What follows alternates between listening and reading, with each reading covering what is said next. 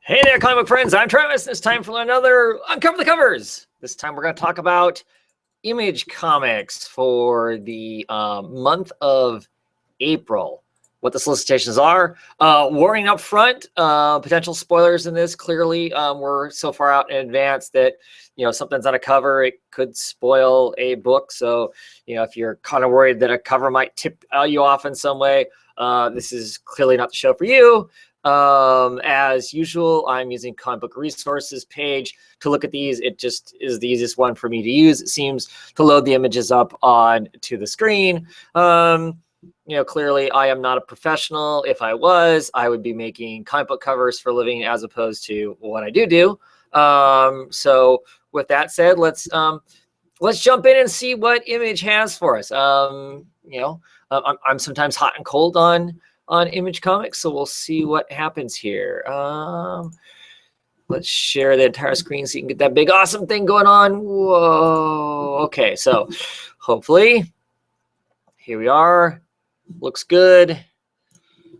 So right off the bat, we're going to start out with Black Road #1. Cover art by Gary Brown. And for some reason, oh, there we go. Oh, maybe.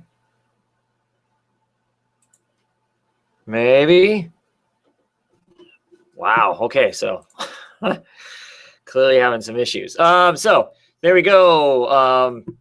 Like I said, art by Gary Brown. I think he even did his own coloring for this. Don't know what to make of that. I like the graphics above up here. There's part of the Black Road title. It's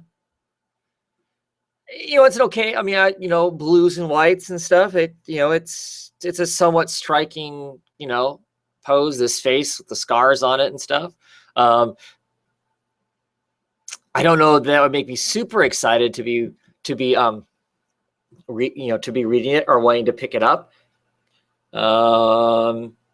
Yeah, I mean, it's okay. I mean, it's a super close up abstract of a face. So not tons going on, but it's an okay cover.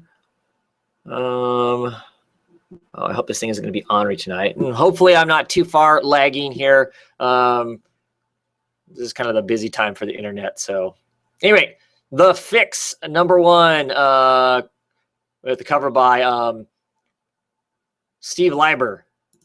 Steve Leiber, artist on Superior Foes of Spider-Man, I believe. This is actually the same team that did Superior Foes of Spider-Man, called The Fix. I don't know. I don't know what I'm supposed to think of this. Here's this nice cheery guy wearing, somewhat of a suit. Looks like he's got brass knuckles. I'm assuming it's supposed to be brass knuckles and not rings. And a guy sitting on the hood of a car with a baseball bat. And host a horse of something family restaurant. Yeah, I don't know. This is one of those things not too exciting. Nothing about this makes me want to pick up this book. I'm thinking I'm gonna just because I think it might be funny. But yeah, nothing about this cover. I don't know. I guess it's balanced. I don't know. It's like they just took a random panel from maybe inside the book and decided to make it into a cover. I'm not digging that. I'm not digging that at all. Aloha, Hawaii Dick #1, cover by Sean Dove.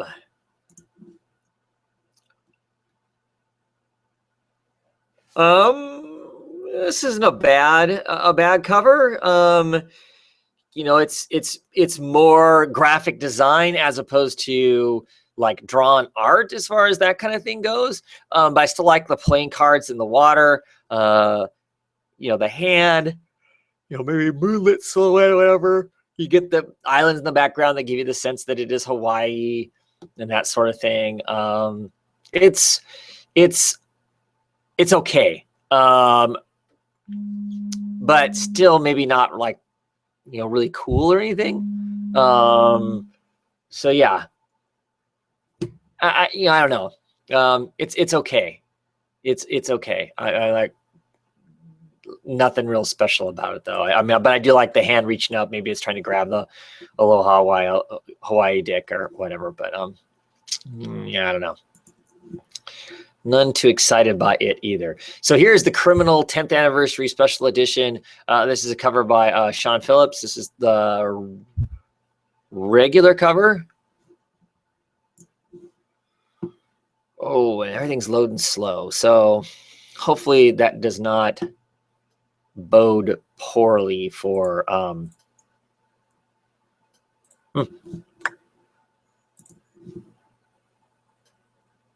okay, let's try again. I'm beginning to wonder if my computer is running something in the background,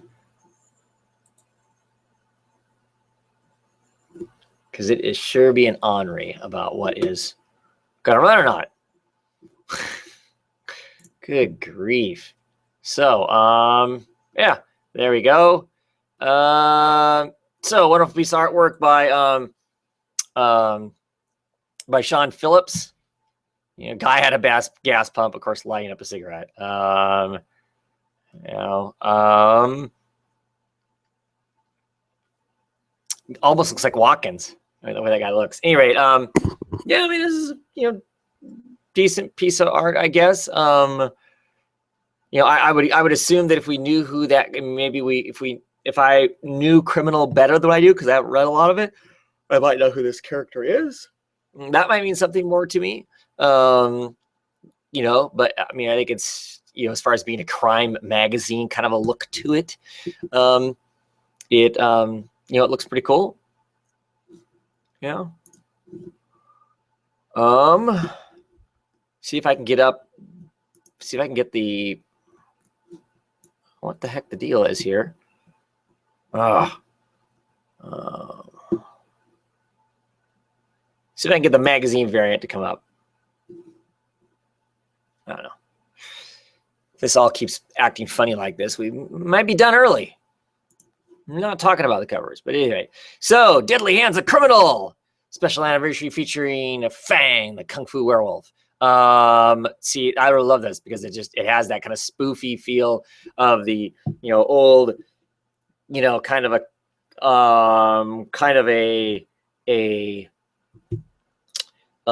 you know, magazine from back before the you know, Comics Code kind of a stuff. It's got a very pulpy feel to it, and I just kind of I dig all those things about that. It's just a fun cover in that sense. You know, all the stuff written on it, and everything else. It's just, yeah, it's cool. I like that one. I doubt I'll get it, but I do like it. Chew Demon. Oops. Let's try Grizzly Shark #1. Ryan Otley did this cover. Ryan Otley, I think, is one of the artists for Invincible. Oh, come on. Computer internet. Sorry for yawning your ears. It's after work and I'm a bit tired. So, Grizzly Shark. You got a leaf with some blood on it and a fin blasting through some bushes. I mean, other than the title making the image somewhat amusing, I don't care. You know, this doesn't excite me in any way. It doesn't interest me. It doesn't make me want to pick it up. Yeah. Boy, am I a Debbie Downer on covers today. Chew Demon Chicken Poya #1. Rob Gilroy cover. Maybe.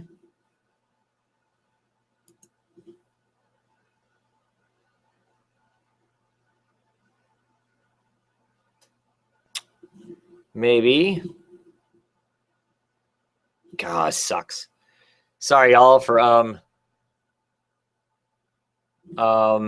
if this is going so poorly. don't know if I should have rebooted my computer before I start this up or what the deal is, but it is loading really slow. So here we go. Demon Chicken. Okay, I kind of like this one. The wings spread out, head on fire. It's got like a Satan kind of a look. Of course, on top of a weather vane, because lots of chickens are on top of a weather vane. Yeah, it's pretty cool. And a little rock and roll sign of the devil to the chicken. That's amusing. Looks kind of fun. Looks kind of funny. Yeah, it's not a bad cover. It's kind of cool. It's almost got a Jean Grey Phoenix look to it too, with the way the fire's lapping up at the top of the cover. That's amuses me also. That's what it reminds me of anyway. So that's kind of a cool cover. Invincible 127, Ryan Utley cover. This is gonna be miserable if this thing keeps going so slow.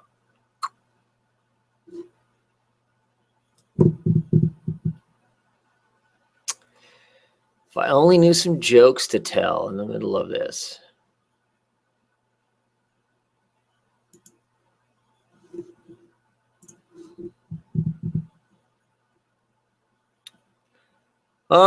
So we got a cover. I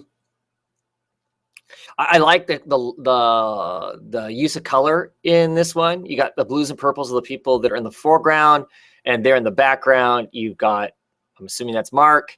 He's got yellow on him, makes him contrasting color to the rest of the crowd that are a little more dimly lit. So that makes him kind of pop, even though he's way in the background. You'd be concerned to some degree that, oh, your main character might get lost if he's clear back there in the background. But because of that use of color, it makes him actually stick out. He, even though he's a smaller thing way back there, he's actually the predominant thing in it, which is cool. And of course, this is really interesting just because of all this kind of alien creatures that are there. To me, makes it interesting and intriguing. For that aspect too. Yeah, I guess this is a cool cover. This is an interesting cover. Makes you kind of question what's going on. And it's a good subtle, like I said, that subtle use of color to make that design and where the characters are at on the cover work really well. So that's a strong cover. I like that cover. Okay, Think Tank Creative Destruction #1. This cover is by Roshan Ekdal. Oh yeah, let's just kill that name. Come on.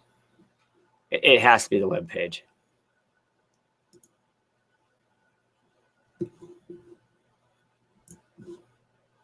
Maybe.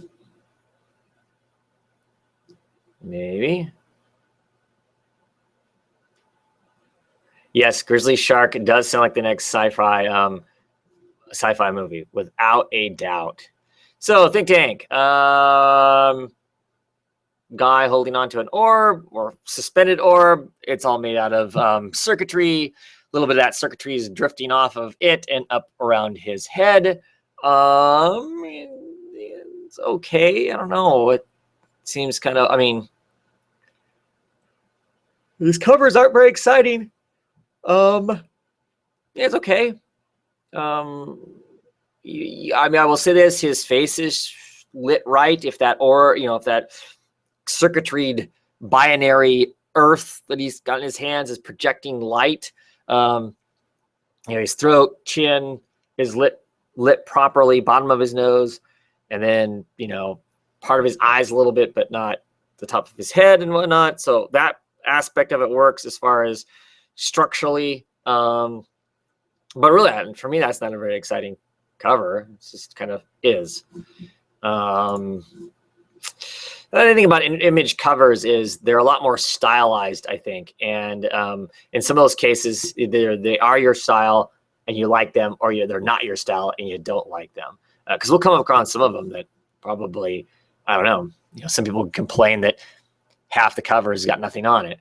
But so Darkness, Hope one shot, cover by Linda Sijic.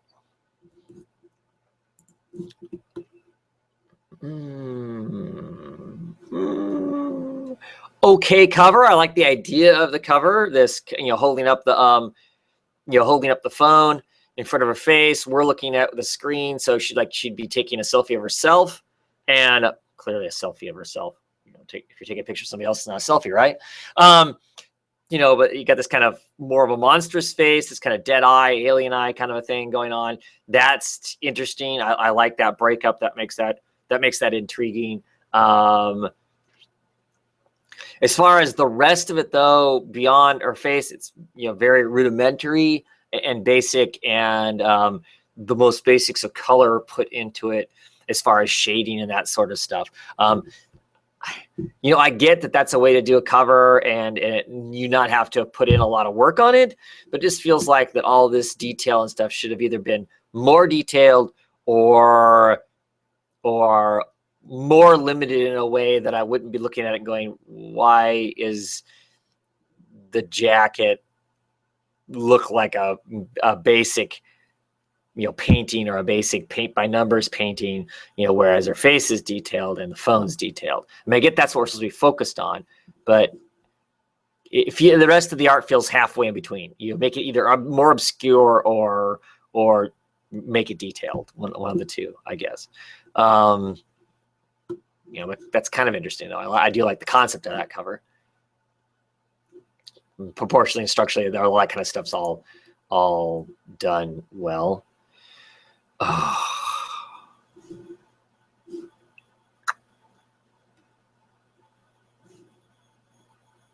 Come on.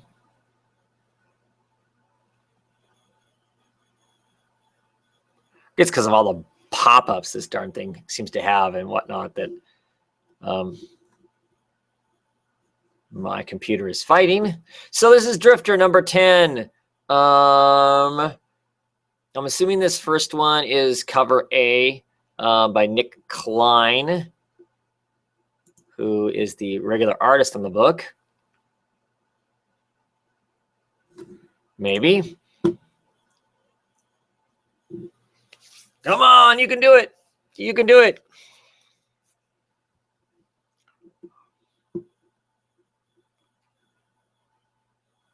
Yeah, there we go. Well, this is interesting. I always liked the Drifter graphic itself. That's kind of a cool, odd title.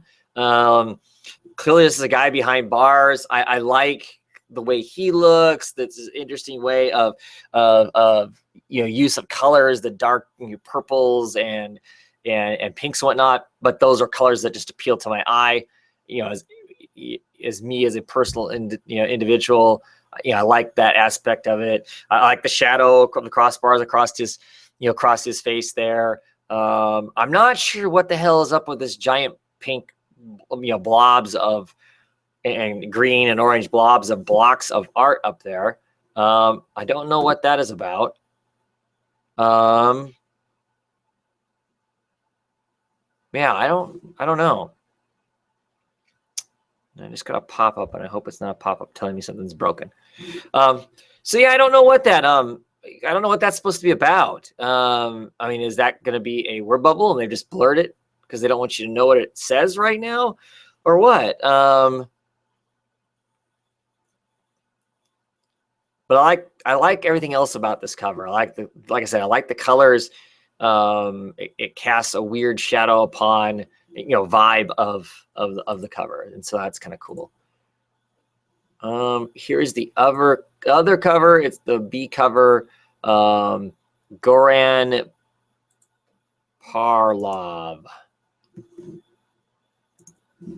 Clearly, linguistics was not my first thing. Yeah, see, here it is again. That must be just a new thing they decided to add.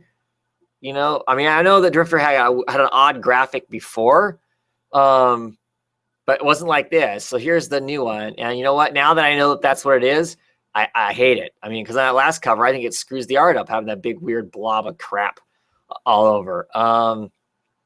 Unless it has some frame of even if it has even back, even if it's part of the comic book in the interiors, that's pretty frustrating to have on the outside. at the beginning of a new arc, I might want to jump on the book. I look at that and I just go, yuck, I don't want anything to do with that. Anyway, I like this piece of art. Beyond that, though, the colors I like, you clearly they're out in some Arctic, subalpine terrain of the planet that they're on. This character looks interesting. I like his Rob Black. But I'm able to show them. Oh, what the heck? That ad just popped up. Anyway, sorry about that. Oh, now it's gonna do it again. They can get a better deal and still get the care. Damn you. This is not my night for this thing, clearly. Let's just go on to East to West. Maybe. Our regular cover, or cover A. And see, some people don't like this. I mean, I like this. I like the simple piece of art on the top of it. It's monochrome, and that it's just a couple, it's just one bright color versus the dark version of the same color. I like that style at the East to West on there, the bottom of it being white. To me, that's great. I enjoy that. It makes all the covers of East to West all match up together, and they all pop because of that too. When you have a whole collection of them together, I particularly like this one because I like him talking to the bird, the raven, potentially a crow that's there. To me, that's a cool looking cover. I like this visual style of it. That panel there. But like I said, I know some people will say, "Hey, I'm only getting half a cover." The rest of the half of this isn't you've got any cover art. But I will tell you this, though, if you go to a con that has Nick Dragani, the artist, at it, if you bring a book for him to sign, this white space down here at the bottom, he will draw you a picture along with his signature if you get the book signed. So just as a cool side note, if you happen to go to a con that he's at or a book signing with him that he's at least he did for me. He drew a cool picture of death down there. So yeah. I keep getting this thing that pops up saying the pages are unresponsive. No kidding. And this is the B cover. Interesting thing about the B cover is if I can get to pop up here, it is done by Jonathan Hickman. It's done by the writer. I'm not sure if you guys knew that Hickman, dabbles in art himself. So we'll see if we can get this to come up here and take a look at his cover. Maybe. There you go. See, that's just kind of an interesting cover too. Some nice eyes. I like the colors that are there. My preference is the other cover. But I think these are pleasant eyes. I'm curious as to why the nose is the way it is, though. I mean, it almost looks like this is almost a mask. Maybe that's supposed to be what it is. It looks like a mask with eyes and eyebrows. I don't know. Yeah, okay.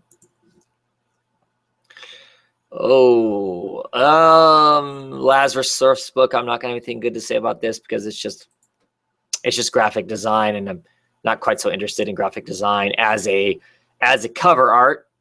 If I can get it to come up.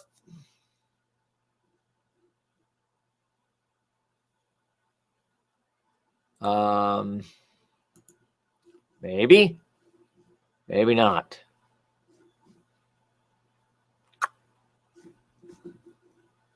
Maybe I should just put a link in the bottom to this web page and you can follow along while I talk about it instead of looking at it. I don't know.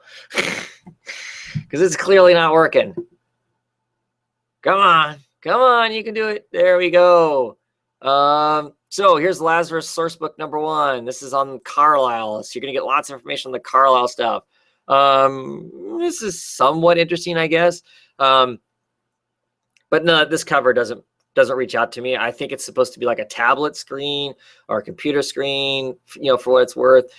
It's fine as far as what would be the cover of a source book for like gaming material and that sort of thing. And I get that's kind of what it's supposed to be about and whatnot.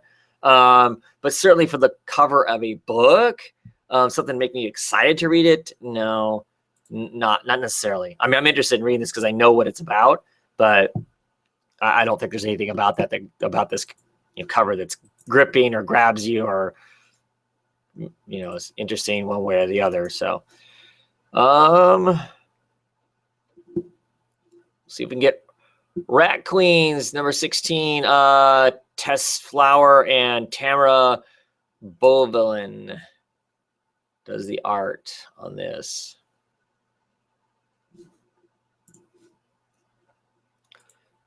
Maybe.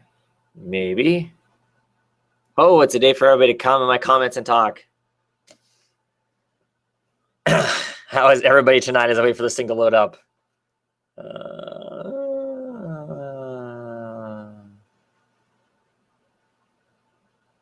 Watching on the computer and talking to Brandon through the Xbox. Okay.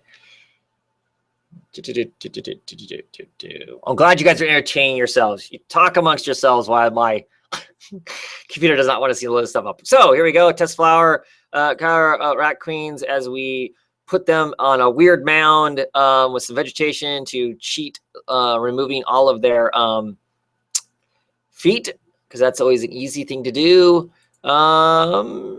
It's okay. It's a group shot, basically. It's a shot of them all standing there. They look like they're posing for a picture or something is what they look like they're doing. So it is what it is, I guess. I don't know that I'm, necessarily particularly, excited by that, or, it is. I don't know. Maybe I'm just not feeling covers tonight. Spawn, number 263.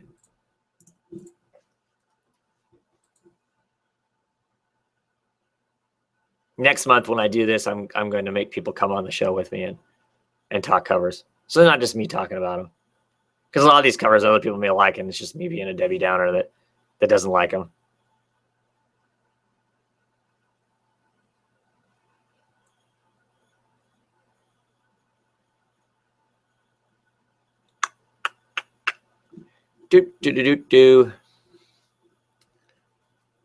I need comics to come on here and tell jokes while I'm doing this. He's in the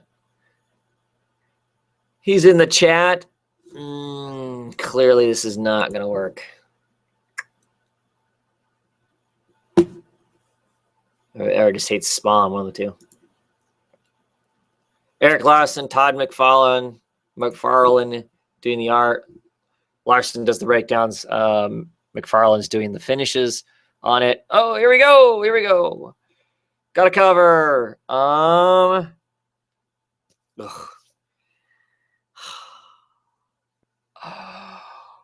Ooh.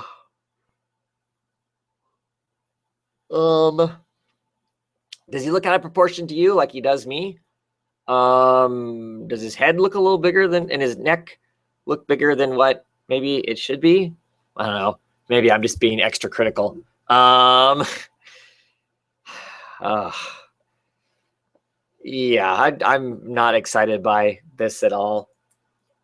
I guess in the sense that it feels like something that I could draw, and if I start to get that kind of a feeling, not that you're ever going to see me draw anything because you're not, but when I start to get that kind of a feeling, then I know we're venturing off into what to me feels very amateur. But these guys are professionals. I mean, these guys have been around for a very long time, doing comic books, so and art, and I mean, I guess the background is a good facsimile of The Walking Dead back there.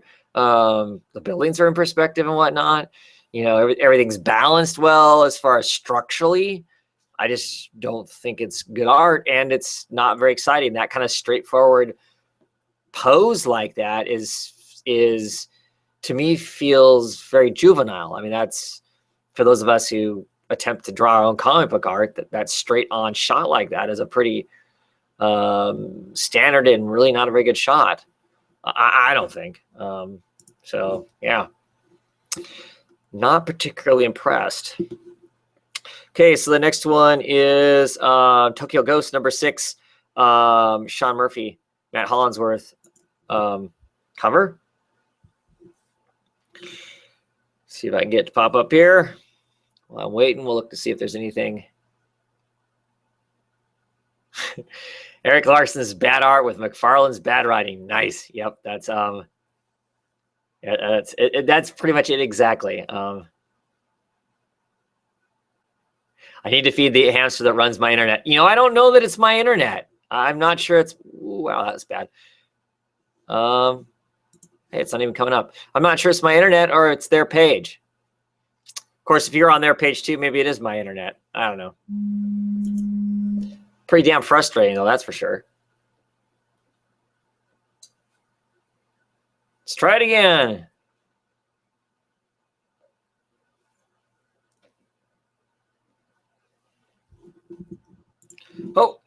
Oh, here we go. Here we go. So, yeah, Tokyo Ghost. I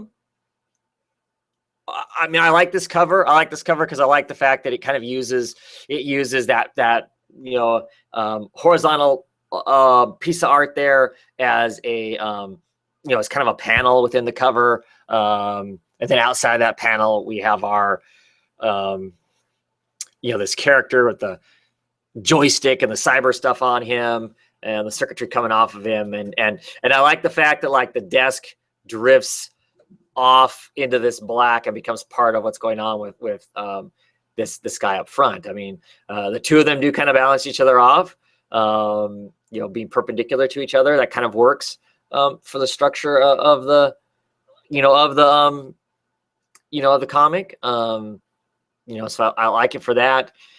And come on, it's Murphy art. It always looks cool as far as that goes. It has a style, and yeah, I mean, I like it.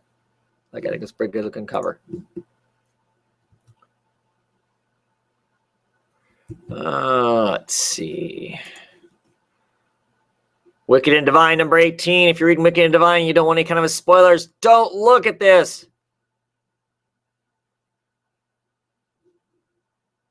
And of course, this cover is by Jim McKelvey and Matt Wilson. Can I get it to come up? Maybe.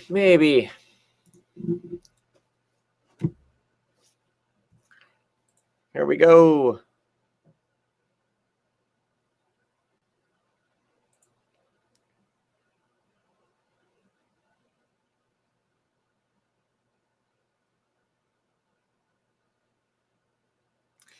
Okay, so here we are. I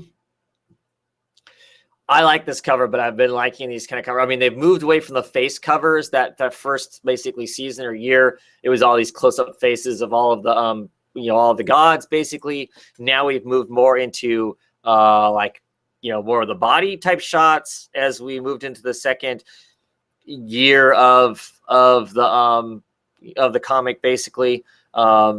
I like this one. I like the fact we get a clear picture of her face, on there. The stuff that's blurry, which of course I just picking on a cover a while ago about not either going all the way one direction or the other. This one, the art is all there. Those glowing flowers are what is making that kind of blurry, that motion and movement with those. So, I think that works fine. I like that. It's interesting. I like McKelvey's faces. That I think also makes it interesting. And the less flowers on the right-hand side matched up along with like her hand and face balance out the more flowers on the left-hand side. So yeah, I like it. Next up, we have Astronauts in Trouble, number 11 of 11. Charlie Adlard is the artist.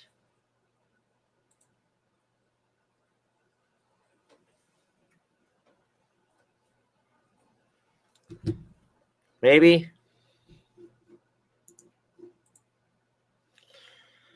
Oh, this is horrible.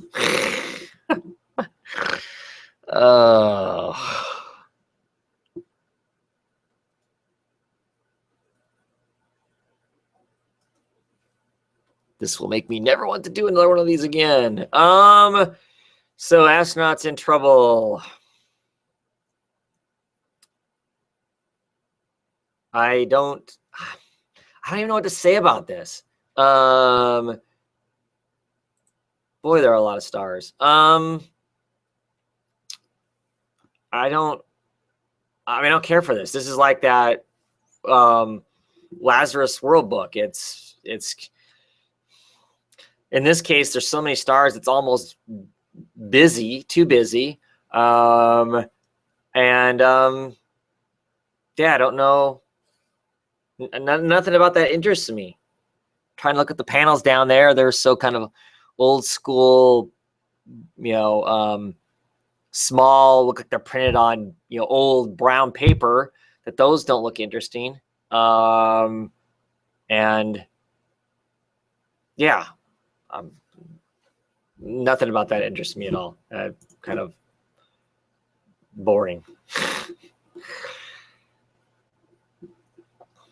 Maybe Image doesn't have good covers.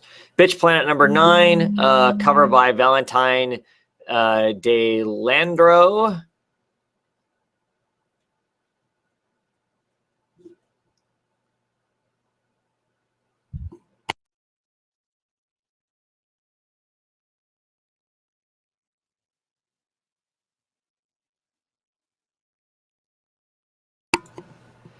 So I was just checking with other people in the house that are using the internet, and they're not having problems on the web pages that they're on. So I'm really thinking that it's comic book resources.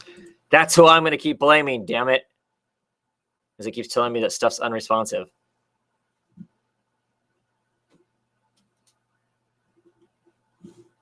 Come on, dude. You can do it. You can do it. Come on.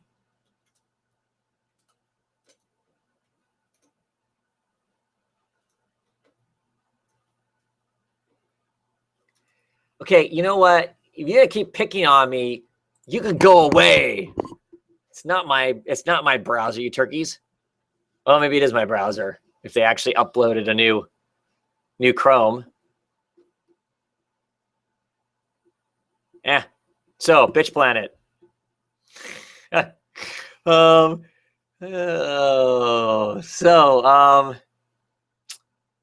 vote. President bitch.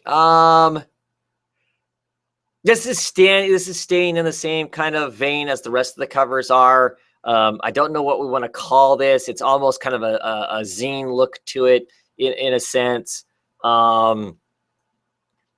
almost lots of times feels like it's bits and pieces cut together and put together, on a single place. Part of that's the way that they color it, and the design of it as far as that goes. It's got that kind of zine or underground feel to it to some degree, which is cool in its own right. This cover in particular, I don't know that I'm terribly excited by it, but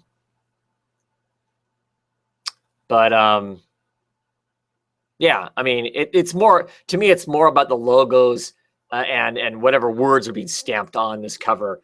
It seems to be for a lot of the Bitch Planet stuff versus actual intriguing art in and of itself.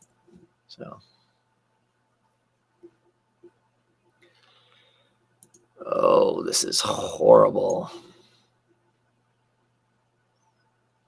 And let's see here.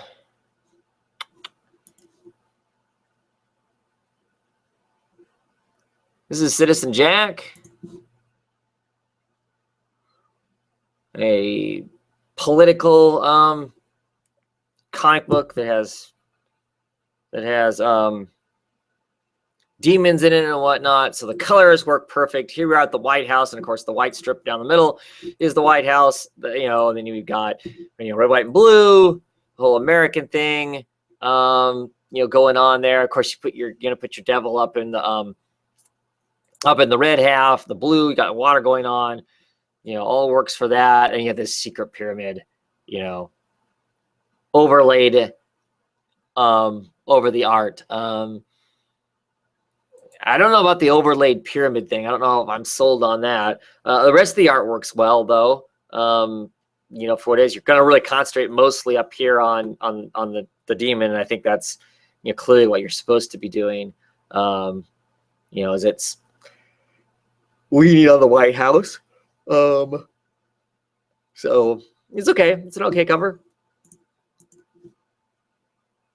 I've ran out of words to talk about covers.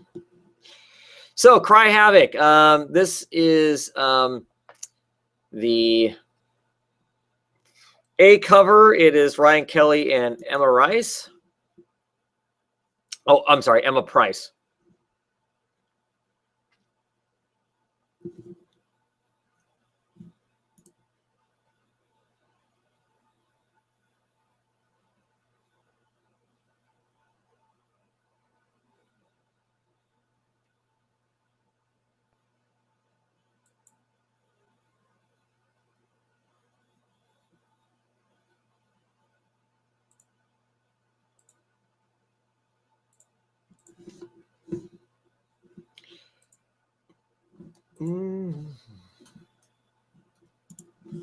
Let's try again, shall we? There we go. Reading the comments, you're all wonderfully talking amongst yourselves and keeping yourselves entertained, which is awesome. So here we are. This is number 4. This is 2 ravens basically kind of twisted into a yin yang of sorts. I kind of like it. I like that there's kind of a bright energy going off of one of the eyes, duller energy going off of one of the eyes. I'm not sure about this bright white spot here, though. That throws the whole kind of image of it all off, unfortunately. So I'm not sure why they did that. There needs to be one over here, I think, to kind of keep it all, keep it all balanced, in my opinion. But I like it otherwise. But yeah, I wish that white spot wasn't there, or that there was a white spot on this side to accentuate the beaks off of this on the left-hand side. But I like that cover. That's a cover I would probably pick up the book to check out because I'm a sucker for crows and ravens and that sort of thing, I guess, personally. Here is the Declan Shalvey and Jordi Belair variant cover for number 4. This is what I'm sure I will order. I've been ordering all the variants for this series just because I like the way they use the number 4 or whatever the number is. Like in this case, clearly birds have something to do with this issue because they're drawing it with a big raven on this too. Feathers flying everywhere. That's the big striking picture. And then inside this 4 is somebody else, a person inside of it. This one, it doesn't do quite as good job as some of the others. Some of the others, the image that's inside the number is kind of like an after image, but it matches up to whatever the image is that's on the main, the main title itself. But I still like it. I mean, I like the big graphic number, whatever it is. That to me, that's perfectly fine and cool. I know in some cases, they try to make it as small and inconspicuous as they can. But I'm also okay with it. In this case, they're making it this giant graphic kind of thing. It's part of the cover, which is cool too. On that other cover, I don't even know that we could have seen where the numbering was at on it. Yeah, see, I don't see a number on it at all. Maybe they just don't put it on because this is just the cover art. Maybe it doesn't have the number on it, but really well hidden, or it's on the back side of it. Dark Corridor number 7. Rich Tommaso does all the work on the book.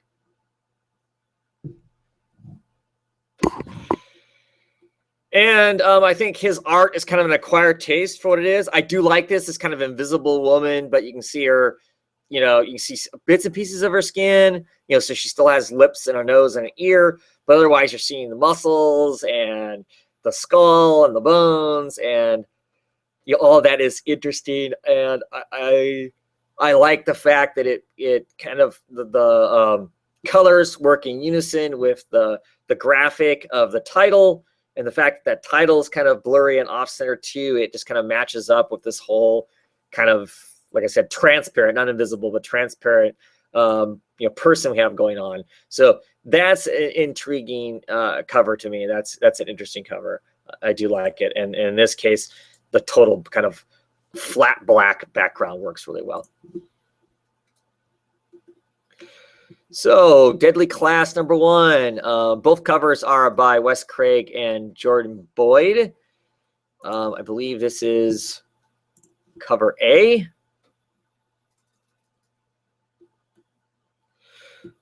simple, kind of a, graphic here. Clearly a hand. I'm assuming that's blood running down a drain.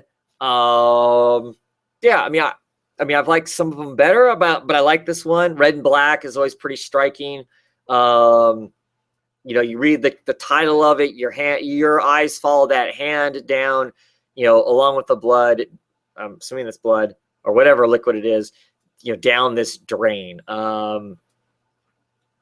So yeah, I like it. It's an okay cover. It's not some of the best of Deadly Class covers, but it's pretty cool. Telling me something of some sort or other. Here is the B cover.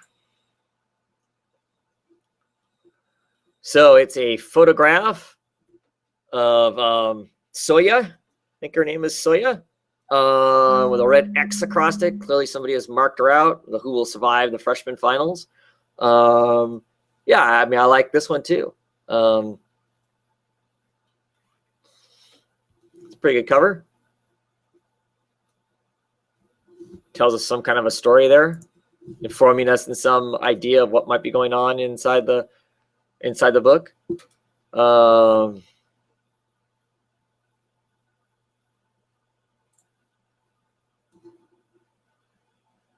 Discipline number 2.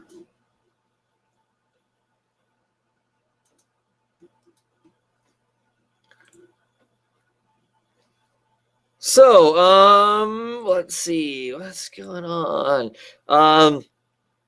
So looking at this cover, that big bold shot of white that comes down from the right-hand corner.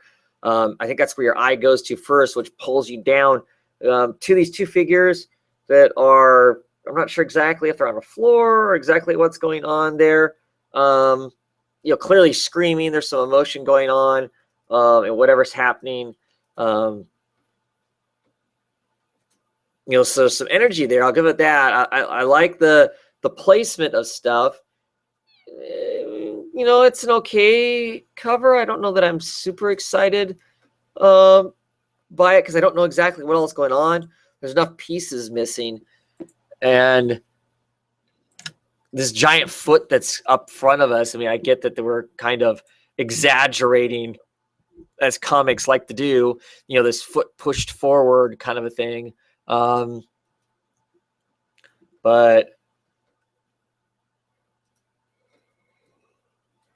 I like the use of color, just the kind of general, all of it kind of being in gold and yellows and browns, all the kind of warm colors kind of blending together. I like the use of the color for the shading of that, the tone, I guess. But I don't know. It's another one of those kind of okay covers. Dream Police number 10. Cover art by Sid Cotin and Juan Fernandez.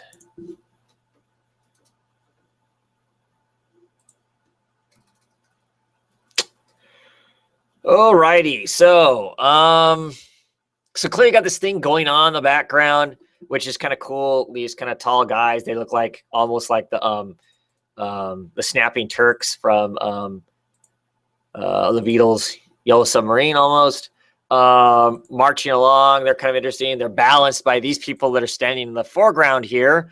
But I don't know that they have anything to do with each other. Plus, you have this giant burning skyscraper way in the background.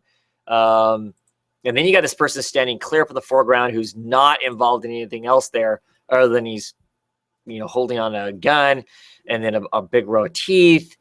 I'm not sure what that's about. Is this supposed to be a mouth? Are we supposed to be looking at this on the face of something? Are these lines here supposed to be like eyes or something? Or are they just random, weird, shiny points of some sort? I don't know what that's about. So I find that kind of stuff and that kind of placement of things frustrating because it just doesn't make a whole lot of sense as to why it would be. Granted, for the title, Dream Police, it means it can be all kinds of loopy things, right? Because if it's in your dreams, but it still should make some sort of sense when it's on the paper. And to me, this doesn't. It doesn't make a lot of sense. Whole lot of mess going on. I can understand they want to convey a lot of different pieces of information, but they have to work when they're all put together. And most of the time for me, it does not work. Elephant Man, number 71, covered by Dan Pancion. Bad with names. Huh. Interesting. This cover reminds me of like the art that's in Five Ghosts is what it looks like a lot to me. It's the same kind of style, the kind of the way the line work is done and the blocks of colors, the whole set down, the hippopotamus, the elephant, or actually in this case hippopotamus, is all in greens. She's wearing purple and white, and so everything about her is kind of that aspect, kind of a deal.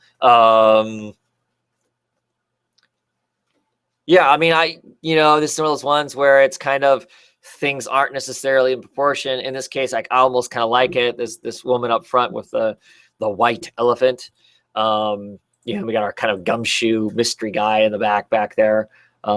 It's got kind of a pulp feel to it, and so I like it for that. Yeah, it's okay. A lot of this, it's okay, huh? Empty Zone number 7, covered by Jason Sean Alexander.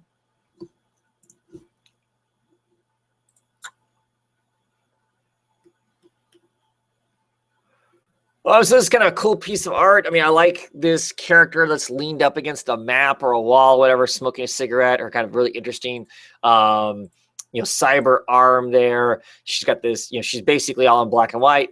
Got this red scarf that kind of, when it goes out across the map, it almost bleeds or across the map there, which is kind of interesting.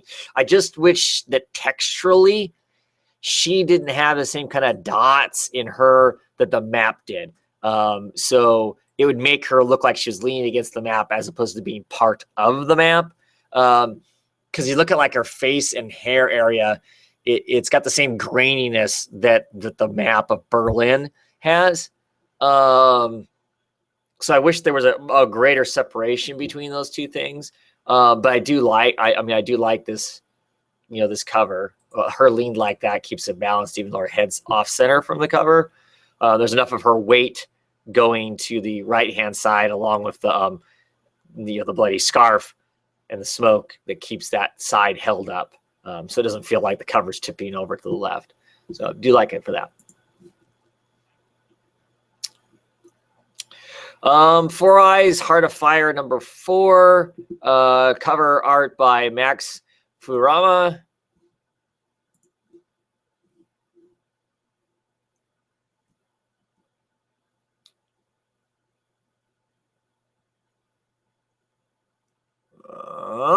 Okay, so I really like this cover. I like the color of it. The black background works fine because it just pops out our character here. This kid with a crown, wearing these big heavy gloves. I'm not sure. That almost looks like some sort of a lizard or a dragon. Clearly some sort of ichor, piled around the bottom of it. I love the grays and the darker tones here. The highlights are in the right place on it. Yeah, that to me, that's a really interesting cover. I want to know, what happened here, what happened, what's going on. Yeah, that's to me, that's a good looking cover. It's conveying some sort of emotion. He looks sad just from looking at those eyes. Yeah, good stuff. I like that one. From Under the Mountain, number 6, Sloan Leong, I'm assuming is the cover artist, because all it says is artist. It doesn't say who's cover or otherwise. So I like this cover. It feels like a piece of art. I like the way this, I don't know, Night King, whatever he is, here holding the knife. I love the texture of the armor pieces on it and the little details and how it slowly drifts away. you know, if the gold pieces were actually in like gold foil, it would almost have a Clement look to it, who's a great you know, artist of his era, art-wise, not personality-wise, but art-wise. So I love all that. And then they have these stark white hands reaching out of the black, you know, to grab him, to caress him. We don't know what. Yeah, I really like it. I like this cover. It is a good piece of art. I love the feel of it. I want to say warmth to some degree, because he does have the gold on him has some warmth to it. I like that, and I'm intrigued by the way he's holding the knife. Is he laying down? You know, is it that kind of a thing where, you know, potentially buried? Is he really looking up at whatever's reaching down to grab him? Just kind of like the way that looks. There's a lot about it that I find appealing.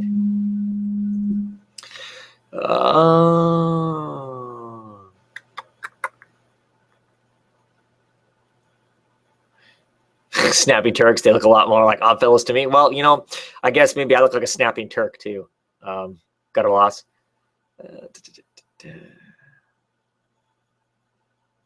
Yeah, you know, comics to comics, if you're reading From Under the Mountain, you're one of the few people I know that actually reads it too. I haven't seen many people talking about the book. If the art and the interior, it looks like that too, it's probably pretty awesome. Unless the story is really bad.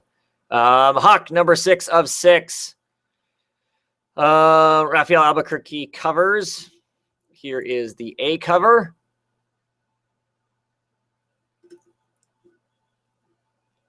It's just kind of cool. I mean, kind of like the whole fire thing going on here. That says gas, right? Maybe it's initials, but it says gas across his shoulders. Got this little angel wing kind of thing. This you know, 78 number there. I know it cheats to some degree because there's so much fire, but the fire is the background. And the fire is blurring out parts of him and whatnot. But it's still a strong image. Clearly, the way his arms and fists are clenched, it's got strength to it. I kind of like the one little curl there. I'm assuming hair on him. Yeah, I like this cover. Good. But then I think Albuquerque does lots of good covers lots of times. I'm not sure if this cover is by him also. It says that it is, but yeah, it does look like him. It's crazy that this is the other a variant for the same book. When one has this fiery inferno, it looks very dire. This one is almost sweet with these two people sitting on a park bench, kind of subtly touching hands. You know, I love the way their feet are. You know, her feet being crossed. You know, he has the one foot kind of pigeon-toed. It's a sweet cover. So like for that, I wish it wasn't a white cover though. I mean, I wish we could have somehow had some sort of an actual background. I don't think that would have taken away from the scene here to have it be a park or whatever. But maybe it would have. But that's a nice cover too, actually. But striking how different they are from each other, right? So injection number 9. We're only getting one cover shown here, but this is a Declan Shalvey, Jordi Valeri cover. Someday I'll learn how to say his first name. So here we are.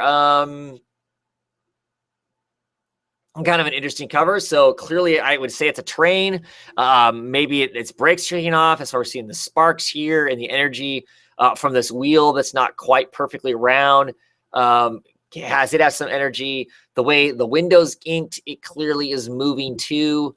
You know, we got these characters standing there. One's hooded and looking out at us. The other one, conveniently, the window pane or whatever is blotted across his eyes. That, you know, gives a kind of an interesting impression of the cover also beyond that. And then we have like a drone or something that looks like almost on top of our train up there. Or maybe I'm not looking at that right. But to me, that's what it looks like. It looks like a little robot, you know, up there checking things out or whatever.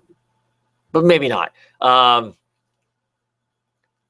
don't think it's just like wiring and that's like a dot of the sun or something. I really do think that's it. But I'm not 100%. I guess I would actually need to see the actual cover itself to know for sure. This is an okay cover. I mean, I like it. I like that panel within the within the page is interesting. A less interesting cover for this artist than a lot of the stuff we get from him, but still, still a working cover that tells us something that, like I said, it has some energy with that wheel screeching, or looks like it's screeching down there, and gives it some energy and some action to it. Jupiter Circle, Volume 2, Number 6. The first cover is by cover A is a Bill Sekowitz cover.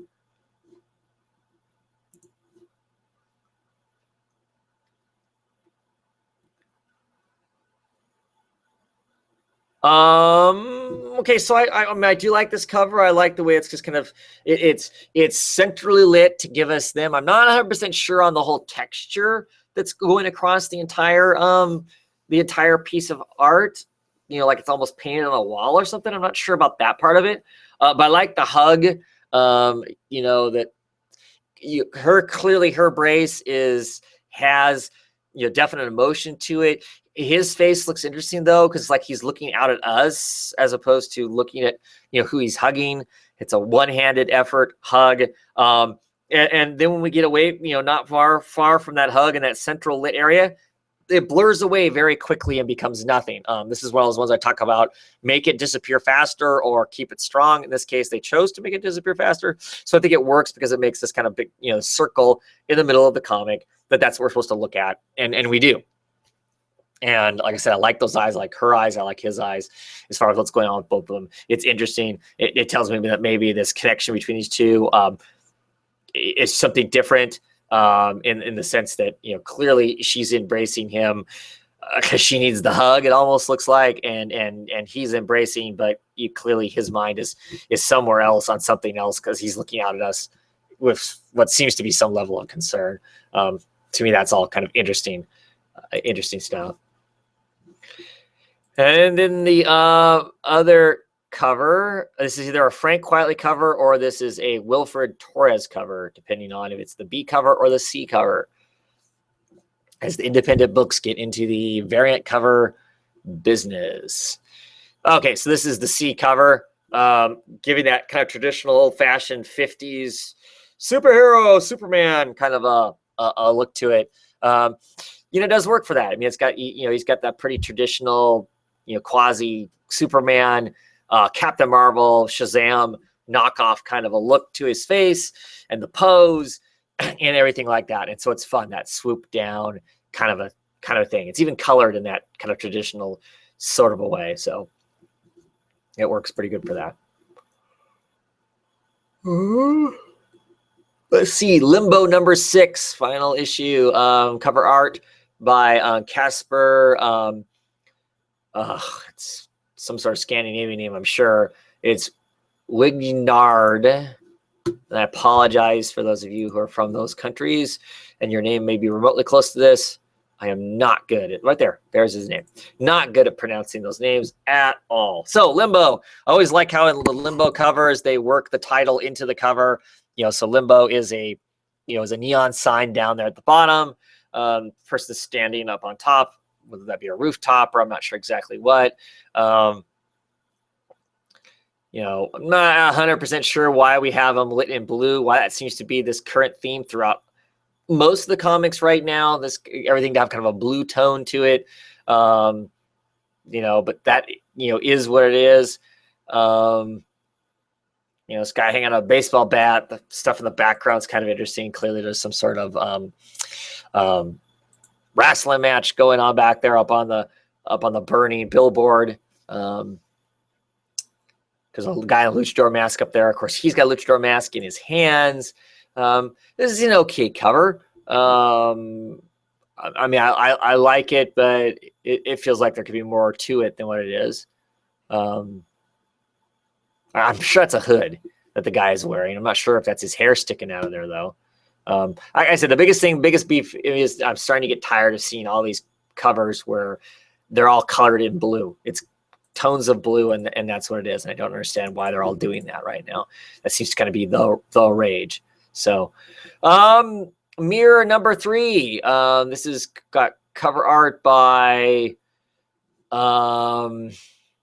Highway Lim. Gee, Christmas. The worst thing ever trying to pronounce all these people's names. So classic Minotaur kind of a look, but a kind of a sad Minotaur. But I like this cover because it has kind of the gold filament that's around it and whatnot. It has kind of a Greek look to it. The Minotaur has a Greek part of the Greek mythos. You've got the maze, kind of going on behind the Minotaur's, head there. They smartly work in the creators' names into the piece of art too. So either it looks Art Deco, because Art Deco kind of redid a lot of the Greek architecture and art style in a modern kind of a way, or whatever. So either way, I think it's kind of cool and kind of works for either one of those. Monstrous number 5, Santa Tacta. The cover artist for this one. And these have all been, sticking with the same sort of style of comics of covers. So I like them for that. Because to some degree, it's kind of cool to have these runs of kind of uniform looking comics. But I guess if you don't like it, then you're going to get tired of that pretty quickly. So we got these two characters that are back to back. I love all the gold filament that's in this, the gears, the clockwork. It's pretty heavily detailed sort of stuff. It looks astrological in ways also. The eyes and the sun and all that stuff's kind of intriguing to look at. It's well balanced, but it's not like it's truly mirrored, because, one side has, by the girl with the braid, has a bird flying off of it. The other side has kind of claws and blood, coming from it. But no, I like this as just a kind of a piece of art for the cover. It's not necessarily conveying what's going on in it necessarily, but gives you a sense of the style of what the book's going to be like. So good for that. No Mercy number 9, cover by Carla Speed McNeil. And Speed clearly has her own style of how things are going to look. So to some degree, you either like her art or you don't like her art. I like it.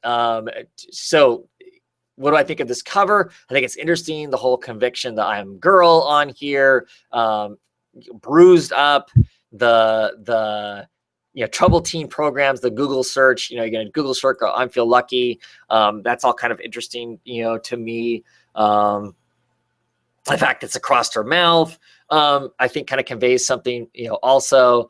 So I like it because I like the style of art. There's nothing for a background, basically. I don't think it matters in this case because the body takes up so much of the lion's share or the bulk of the cover. Norman number 10, Dave Taylor and Phonographs do the cover art. Funny thing is a lot of these image books, I don't know that I'm really excited by the covers, but I'm really excited by the books themselves. So I kind of like this cover. The No Ornament title up here, for whatever reason, they chose to use a fractal here. I haven't seen that before on the covers. I don't remember it being on number 7. But if they're going to use a fractal here, I really wish they would have used the fractal somewhere in here. And looking at that, I don't think they did. It would have been way more interesting if the fractal would have been somewhere on Emily Strange. I'm assuming this is Emily Strange anyway, the character. If they would have used it somewhere on her face, to me, that would have made it more interesting. I mean, I know as is, but looking at this, that this is probably one of those programs that profiles a face to find either the perfections or the imperfections of it, and what it about the human eye, is found interesting. I know there's a program that you can point on just about anybody's face, and it kind of figures all that kind of stuff out. And so clearly, I'm guessing that's what that is. So that's interesting or not interesting, I guess. I wish they wouldn't have made this so dark that she doesn't have a neck and whatnot either, because now it looks like a floating head. you know, this can't be as dark as the shadow underneath her hair. I guess. So I'd like them to be neck, shoulder, something. So yeah, it's not a real exciting cover. Like I said, I think it would be more intriguing if it had that fractal, in this more. Maybe it's around that eye that's colored, and I'm not sure why they colored that one there. That's where your eye wants to draw to, but I don't know if it should be drawing to just that eye. I mean, it should be looking at whether or not her face is perfect or not, shouldn't it? But it almost makes that eye look smaller with it being colored the way it is, and maybe it actually, maybe it actually is smaller. I don't think it is though, but makes it odd almost as opposed to appealing. Outcast. It's interesting. Is the title of this book actually Outcast by Kirkman and Azarette? I mean, is that really? Yeah, it must be, because it says that. Then it says who the story is by and the cover art's by Paul. Huh. I don't know.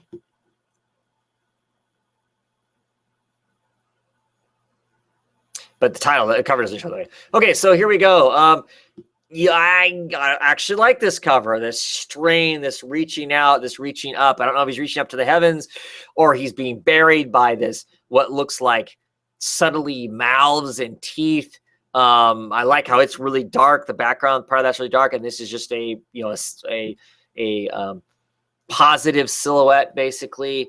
And then of course the top part, the part that's got itself above this muck and mire of teeth and screaming faces. We see actual art, sleeves, hands, that sort of stuff reaching up. And the contrast of color works really well here. That dark, that orange, bright, almost fiery, intense. The top part of the comic. I think it makes it look really cool. That's an intriguing cover. It's striking, even though it's simple. That's something about a lot of these image books, I guess. The covers are fairly simple. Pencilhead number 4, of course, art by Ted McKeever. And this is more of a magazine style type cover. Some odd McKeever art, even from McKeever, kind of stuff. I don't know a lot I can say about it. Mostly this is about the information that's on there as far as the pencil head thing and the words that are written on it. I think tend to be the more important part of the cover of these covers. Not my favorites, but I kind of like the stuff that's going on inside them. Postal number 12. So this is art. I don't know if this is the cover art A by Linda Sejic or if it's cover art B by Isaac Goodhart. Guess we'll find out if there's a signature on it somewhere or if you recognize it.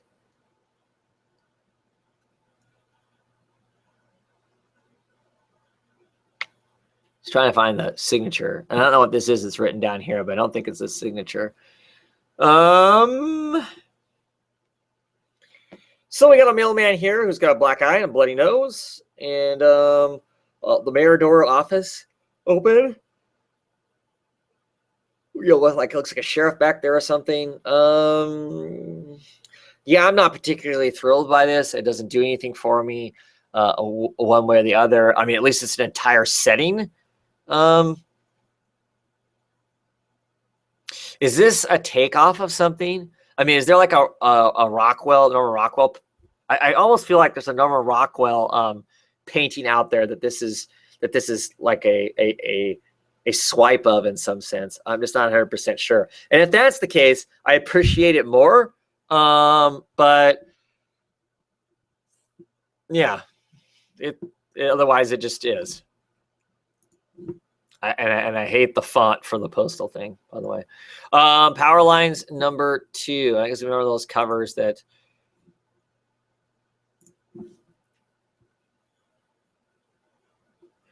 Okay, so clearly we have this guy, stopping this this bus. But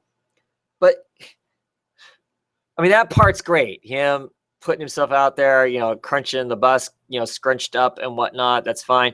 You get this, girl up front that's supposedly saving. She's got her purse with the peace sign on it. But why isn't it actually look like a road? Why isn't there actually stuff behind them? I just feel like it's neglected the idea of actually putting the rest of the scene in there, because it's clearly setting a scene with this cover, and I feel like it needs a background and an environment for it to be set in, kind of a thing. Otherwise it works as far as being centered and all that kind of stuff. Structurally it's not lopsided or anything, but I feel like it's missing the rest of that stuff.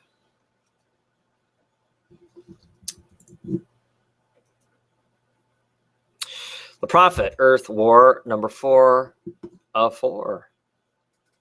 This is cover by Sandra Lands.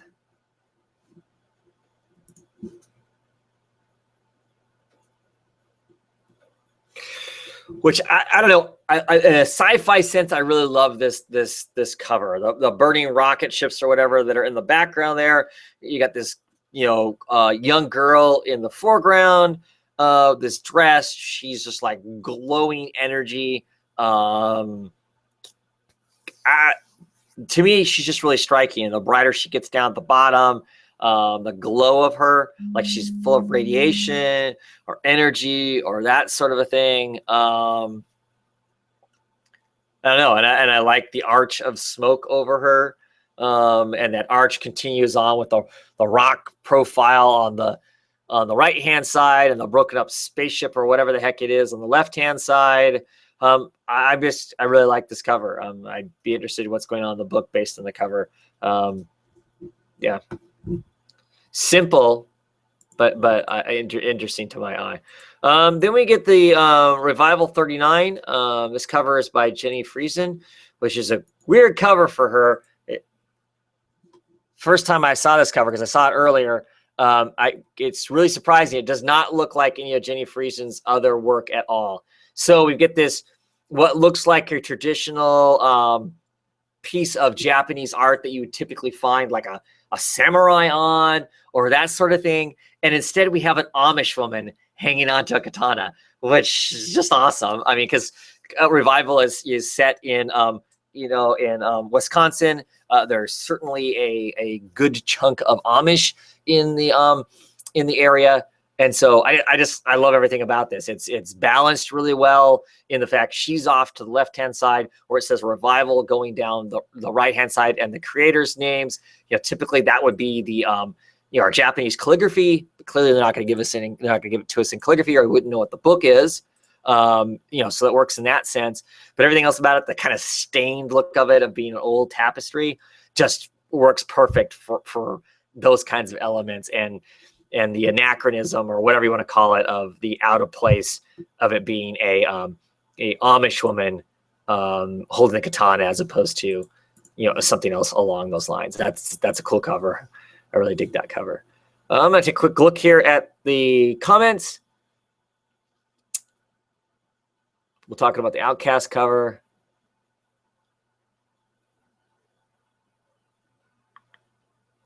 Oh, so I have been tweeted the Rockwell painting. So it is what I was talking about. It is it's the girl in the principal's office. Okay, yeah. After I saw that, I realized, that must be a Rockwell. So I like it a lot better. I like it a lot better as the Rockwell, knowing that it's a Rockwell painting. Thank you, Comic to Comic. So that is cool. That cover is basically playing off of the Norman Rockwell, a girl sitting in the principal's office with a black eye, looking very pleased with herself. I almost wish that guy was a little smugger or was a little closer all around. And I think it's the coloring, the way the colors are layered in that makes it less like a Norman Rockwell painting. I guess I'm happy with myself that I recognized that's what it was. So Roche Limit, or Roche Limit, depending on how you want to say it. Mondak number 2.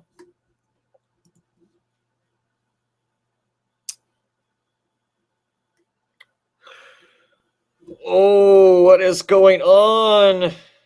I like the graphics. I'll say that. I like the graphics. It's purple. That's cool too. I like the swoops and swirls and all that kind of stuff.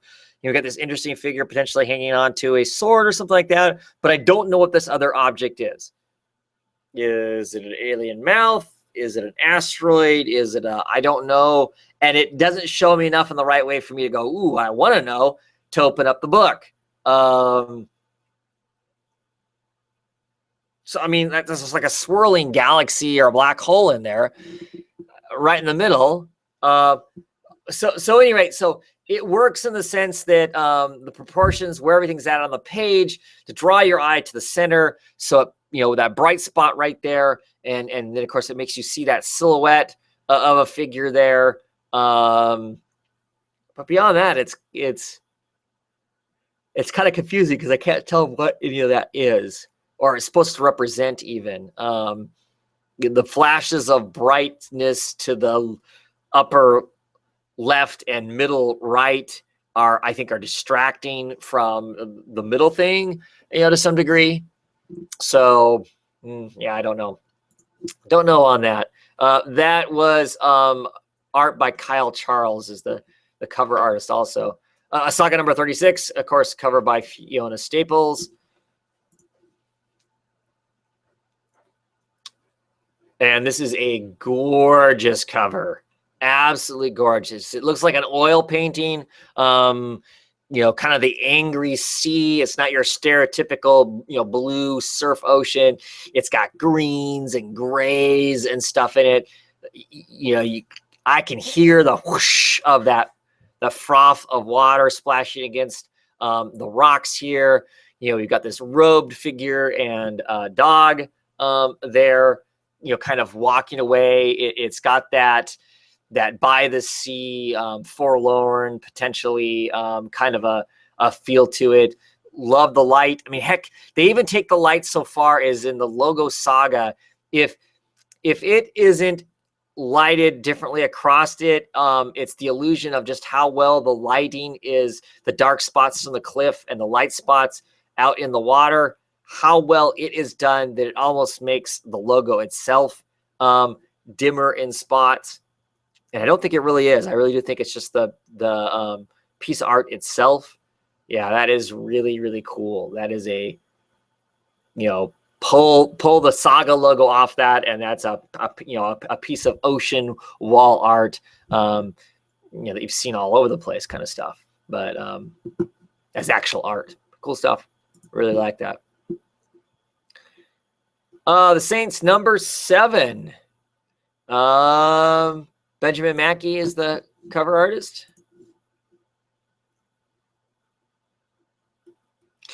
So I know that this, clearly with the Saints, the name the Saints, they're giving it that kind of tapestry look of what would that be?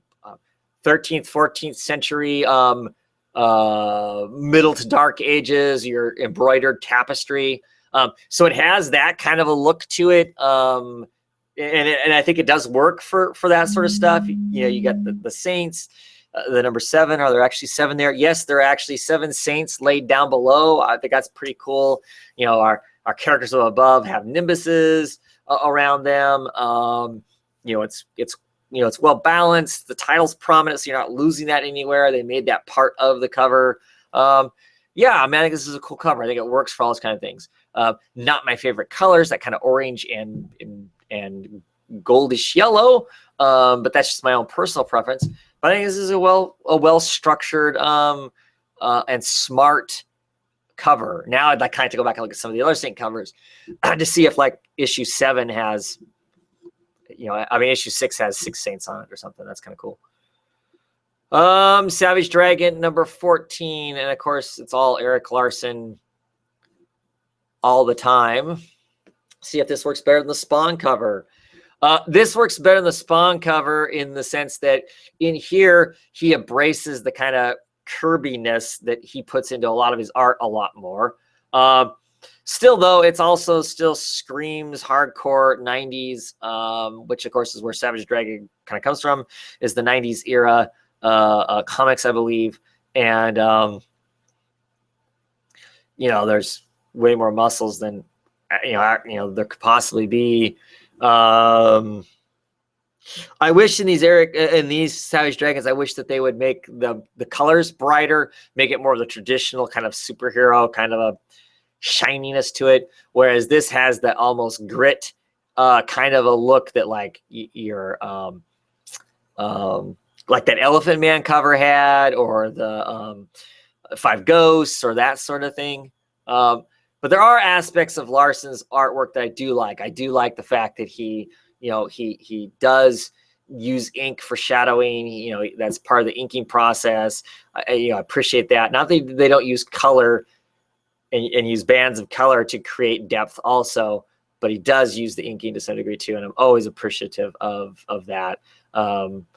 But the angle of all this is to me feels somewhat random. The way he's running, the way it's punching at him,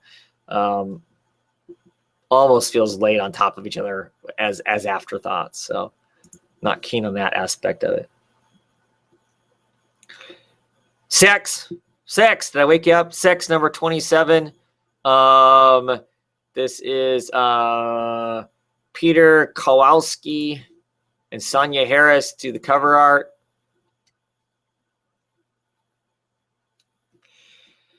So I wonder, do you think it's blurred? Do you think it's blurred on the cover? I bet it is. They look, the people in the background, they all look Asian to some degree. And I do know that, like in Japan, for instance, they're not allowed to show genitalia at all. So I don't know maybe if that's, part of the, the aspect of this. We're supposed to see them as being Japanese. If she's Japanese and that's all blurred because of that. I do wish they were standing on something, because right now they're kind of floating in a void. And it always kind of frustrates me when we have characters that are just kind of not attached to anything. But I like the the triangle aspect of it. I don't know if I'm supposed to read even more into that it's a triad with a triangle, but I like that design. I like that design element. More people to the back, less to the front. It makes us focus on the blurry naked lady, which clearly what I want to do. I do like the graphic too, with the writing behind sex. That part of it's kind of cool too. So that part of it works. So next is Shutter number 20 with art by Leah Del Dunca and Owen Glennie. Our typical artists for the book. I always like Shutter because on the Shutter covers, every single cover, whatever is on it is framed, and so it feels like somebody took a snapshot, which is part of the whole Shutter thing. So I think those kinds of aspects all work for it, in my opinion. I like it because of that. This one's really interesting. Girl standing on the dock. She's holding on to a little pink man. Oh, actually, the little pink man is sitting on her hand. She's pretty amused by that. There's some sort of sea monster in the background. Yeah, I like it. Like I said, I always like the fact that these are framed. All of them are framed. It's an interesting, part of the book, with it being Shutter and all. Snowfall issue number 3, cover art by Martin Morazzo.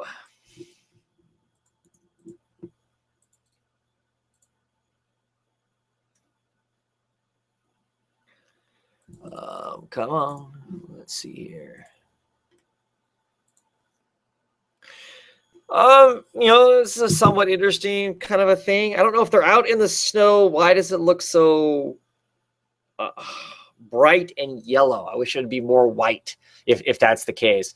This figure clearly, projecting some sort of power, that kind of star off the hand. That's where your eye is immediately attracted to, the space that's cleared out by these characters that are standing there, that have this force to push these individuals with guns and whatnot up and out of the way. It's the bottom half of the cover. You get all your information about what's going on up there at the top in the white. I like it. I like the design. I am starting to wonder, at some point, are we all going to reach fatigue level with these image books that have these kind of shots of white where just the title's off by itself or whatnot, so the cover art is truncated. But the nice thing about it, I guess, is that the art itself has not been, blocked over, not been covered up. None of it's been, that stuff, interesting stuff has been taken away because they chose to create a band of color or white or whatever to put the title up in that, not attached to the piece of art, so it doesn't wreck the piece of art. Yeah, it's okay cover. Not a big fan of that color of yellow. And I'm gonna get another one here. So, Starved, issue number 8 with art by D'Angelo. No, not even gonna say it.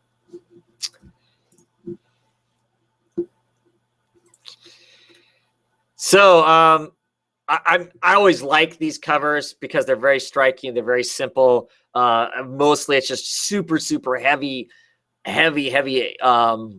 ink. With a color or two kind of blended over the top of it. And this is no different.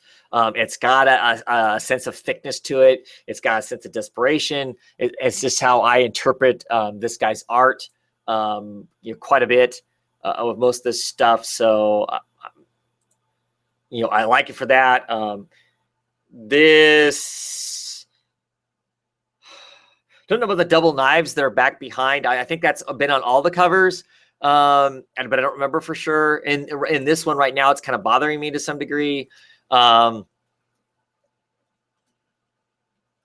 Proportionally, this one works. You get that kind of one weird eye. That's because the reason that eye is weird because there's no color inside the white of it, whereas everything else clearly has a color to it.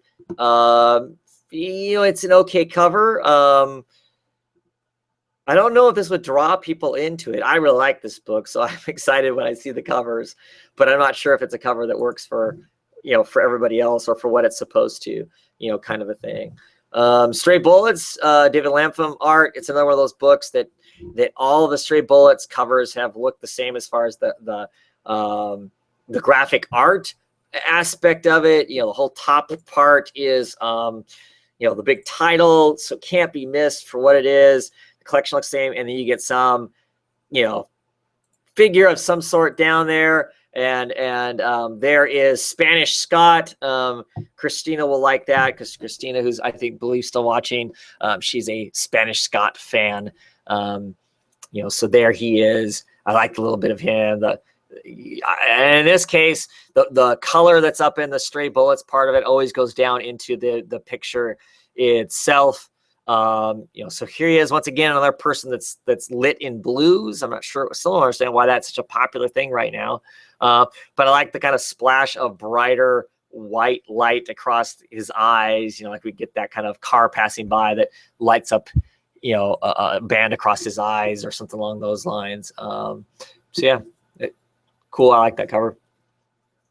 That piece of art. The Violent number 4, cover art by Adam Gorham.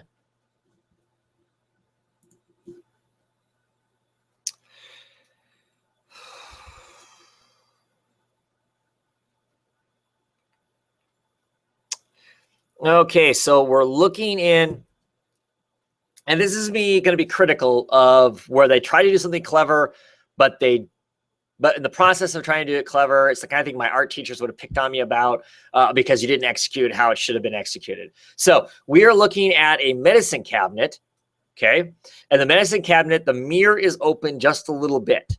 And if that mirror is open just a little bit, everything that we see in the mirror should not be straight on. The shower curtain rod should not be going straight parallel across the cover.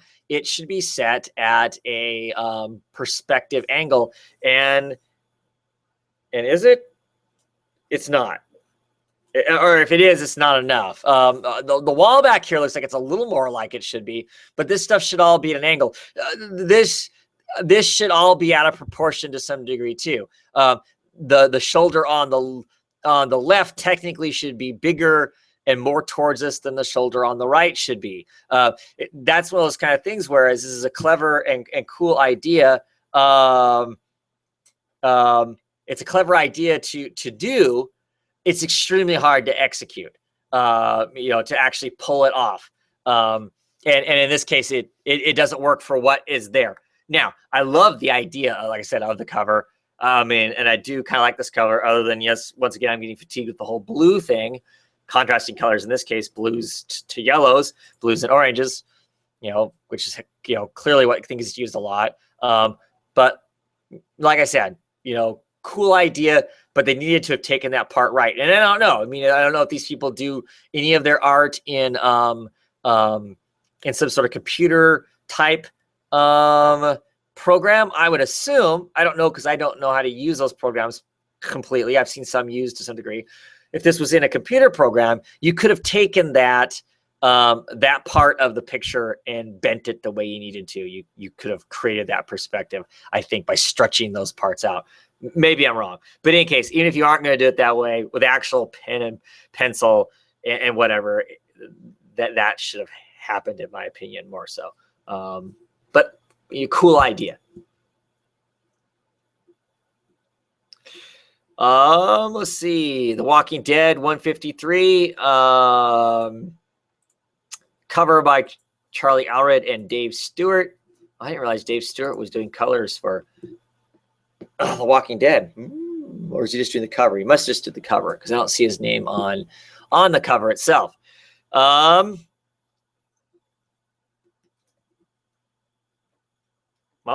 so we've got a guy with a cane, fake hand, I'm assuming, of some sort. I mean, this is an okay cover. The bright light on him, black behind him, works okay, works fine. Especially with the heavy inking, the heavy dark shadowing that's going on the rest of it, so it matches up with that as far as that goes. He's well balanced within the cover. You look at the cover, you immediately go to his face, kind of follow his hand down to the blood. So I think your eyes traveling the way that you want it or need it to. So yeah, that's pretty good. Wolf number 8, cover by Ricardo Lopez Ortiz and Tom Muller.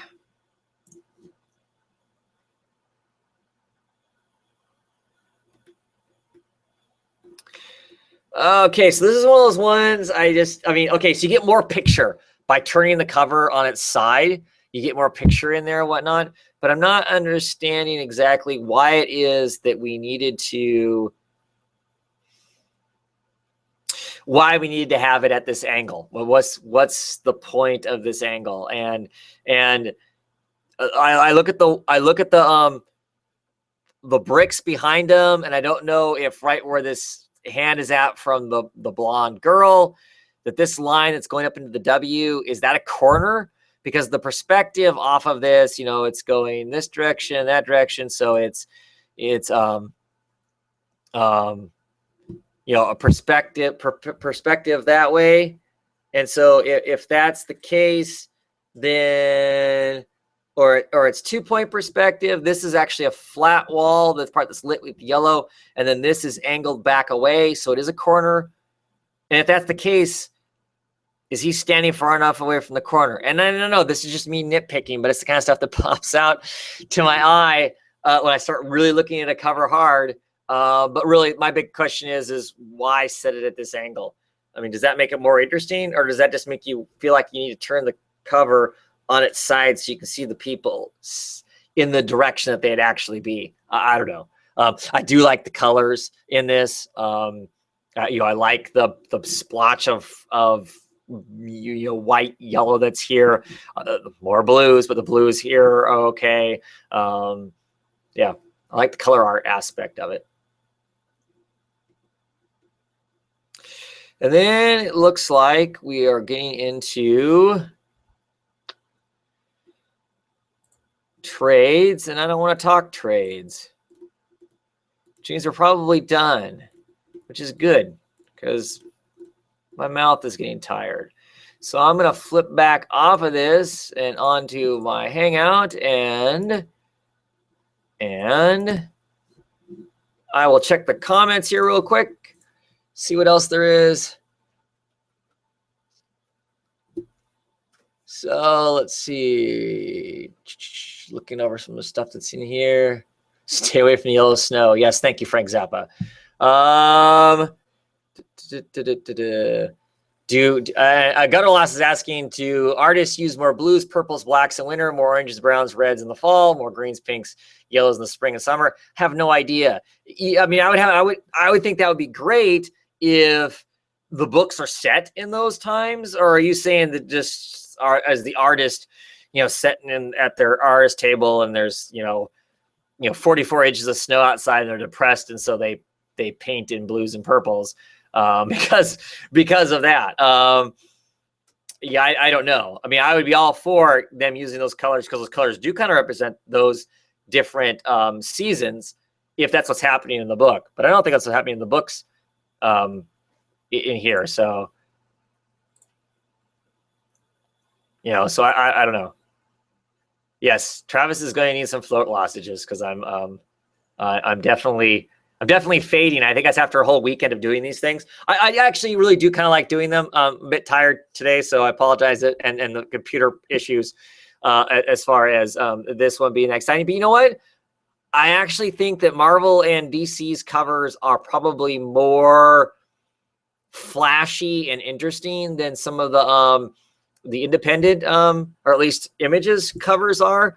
Who knows, maybe in the middle of the week, if I have a little more time, I will hunt down like Dark Horse and maybe like some of the other smaller, the Boom Studios and the Oni presses and that sort of thing. Look at some of those covers too. Or maybe next time I'll do that. I don't know.